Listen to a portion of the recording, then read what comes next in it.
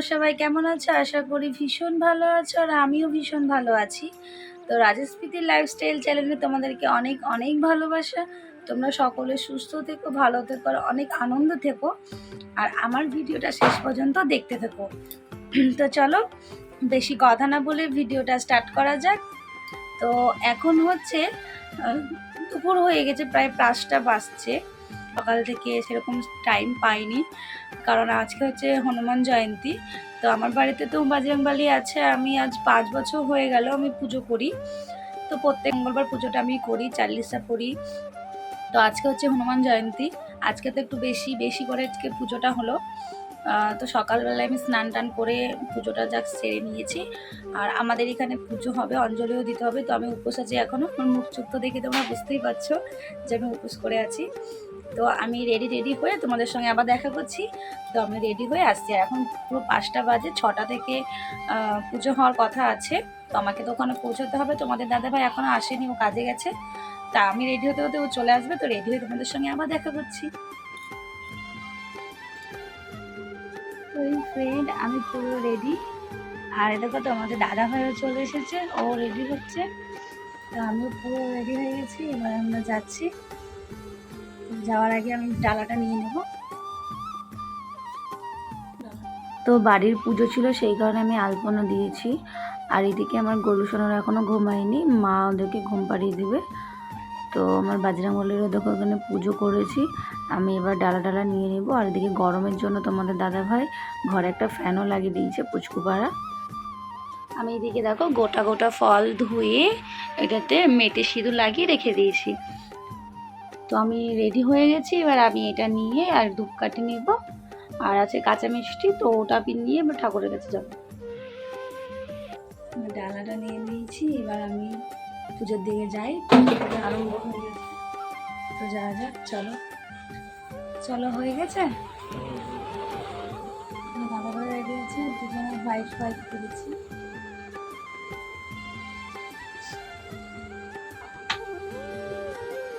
তো আমরা চলে এসেছি, এসে আমি ডালাটা দিয়ে দিয়েছি। তো একটু দাঁড়ালাম, কারণ প্রচণ্ড গরম পড়েছিল, তাই ফ্যানের কাছে একটু দাঁড়িয়ে আছে। তোমাদের দাদাভাই একটু ভিডিও শ্যুট করছে। তো এই দেখো, এটা হচ্ছে ঠাকুর। তো ঠাকুরটা সত্যি খুব সুন্দর হয়েছে, আর এইবারই প্রথম। তো এখানে আমাদের ভৈরব পুজো হয়, বিশাল বড় ভৈরব ঠাকুর হয়। তো সেইখানে এই বাজরংবলীর পুজোটাও হচ্ছে। তো এবারই প্রথম। তো এদিকে আমি ধূপকাঠিগুলো ধরিয়ে দিচ্ছি। ধূপকাঠির উপরে ধরিয়ে আমি ওখানে বসবো, পুজো শুরু হয়ে গেছে। তো গাইজ, এত গরম পড়েছিল, আর ওখানটায় তোমার ফ্যানটাও দেওয়া যাচ্ছে না, কারণ মোমবাতি, প্রদীপ আর ধূপ জ্বলছিল যেহেতু, তাই পুরো ধুমো হয়ে যাচ্ছিলো, সবার চোখ টোক জ্বলছিল। তো সেই কারণে ফ্যানটা করা আছে অন্যদিকে, কিন্তু খুবই গরম। আর এখানে পুজোতে খুবই মজা হয়, প্রচুর সবাই লোকজন সবাই আসে। তোমাদের কেমন লাগছে ঠাকুরটা তোমরা প্লিজ কমেন্টে জানিও, আর আমাকে কেমন লাগছে সেটাও একটু জানিও। তো তোমাদের দাদাভাই আর আমার মাম্মা ওরা একটু নিচের দিকে আছে, আর আমি তোমার একটু এখানে এসে দাঁড়ালাম। তো এদিকে পুজো হচ্ছে, আর আমরা বসে আছি, যে যার মতো ভিডিও করছে, ছবি তুলছে, পুজোও দেখছে, সবই হচ্ছে। তো সারাদিন কিছু খাওয়া নাই, সেটাতে কোনো কিছু মনে হচ্ছিল না, কিন্তু খুব জল টেস্টটা পাচ্ছিলো, কারণ অত্যন্ত মানে প্রচণ্ড গরম পড়েছিল, আর এতটাই জল পিপাসা পাচ্ছিলো, কোনোবার এরকমটা হয় না। তো এই দেখো, এদিকে আমার ফ্রেন্ড আমরা সবাই বসে আছি। আর এবার অঞ্জলি হবে, তো অঞ্জলি দেওয়ার জন্য এবার বসে আছি। তো অঞ্জলি দিয়ে তারপর একটু শরবত খাবো। তো এদিকে বাজরংবলীটা আমার সত্যি খুব ভালো লেগেছে, আর খুব বড় হয়েছিল, ঠাকুরটা খুব সুন্দর লাগছিল। তো এদিকে দেখো সবাই পুজো দেখছে বসে বসে। আর এবার হবে অঞ্জলি, তো আমরা এবার অঞ্জলি দেবো। তো তার আগে একটু ঠাকুরের আরতি হয়ে যাচ্ছে, সেই আরতিটা আমরা দেখছি। আর আমার কেমন লাগছে তোমরা প্লিজ কমেন্টসে জানিও।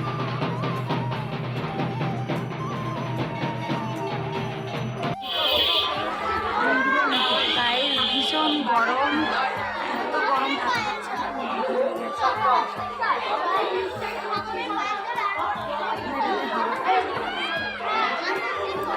তো এইদিকে আমার মাম্মামকে আমি রেখে চলে এসেছিলাম, কারণ ও ঘুমোচ্ছিল। তো মা ফোন করলো, তারপরে গিয়ে তোমাদের দাদাভাই নিয়ে এসেছে। তো গরমের মধ্যে কি জামা পরেছিল, আমার ওকে খুব বকলাম, তো গরমের মধ্যে এরকম জামা পরেছিস কেন। তো যাই হোক, তারপরে এবার আমরা অঞ্জলি দিতে চলে আসলাম। তো এদিকে অঞ্জলি দেওয়া হচ্ছে। তো অঞ্জলি দেওয়ার পরে তারপরে আমরা যাব শরবত খেতে, সবাইকে ডাকছিল, তো তারপরে যাবো শরবত খেতে। তো এইদিকে দেখো ঠাকুরের অঞ্জলি দেওয়ার পর আমি একটু বসলাম, কারণ আমাদের অঞ্জলি দেওয়া কমপ্লিট। আমরা বসে আছি, আমরা এখন যজ্ঞ হবে তাই আমরা বসে আছি। আমরা এখন যজ্ঞ হবে তাই বসে আছি।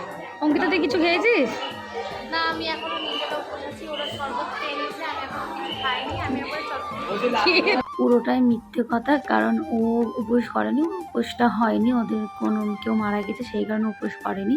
তো আমাদের সঙ্গে এটা ইয়ার্কি মারছে যে আমরা নাকি শরবত খেয়ে নিয়েছি আর ও উপোস করে আছে, কিন্তু এটা হচ্ছে উল্টো। তো যাই হোক, ও আমার খুব একটা ভালো ফ্রেন্ড।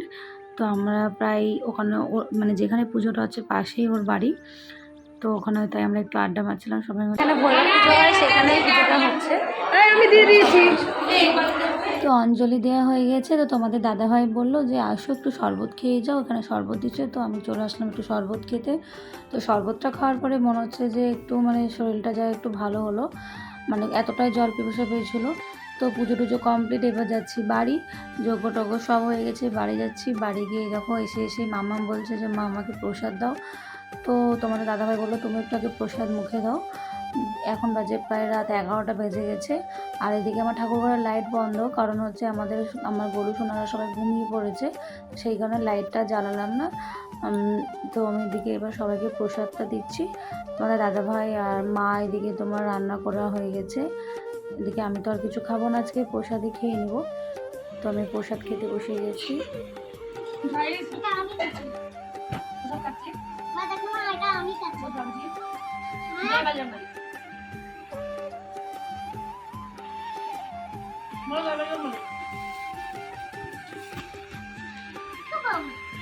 তো আমি বাড়ি চলে এসেছি, তোমরা তো দেখতে পেলে। বাড়ি এসে আমি প্রসাদ খেলাম আর একটু খাওয়া দাওয়া করে নিলাম।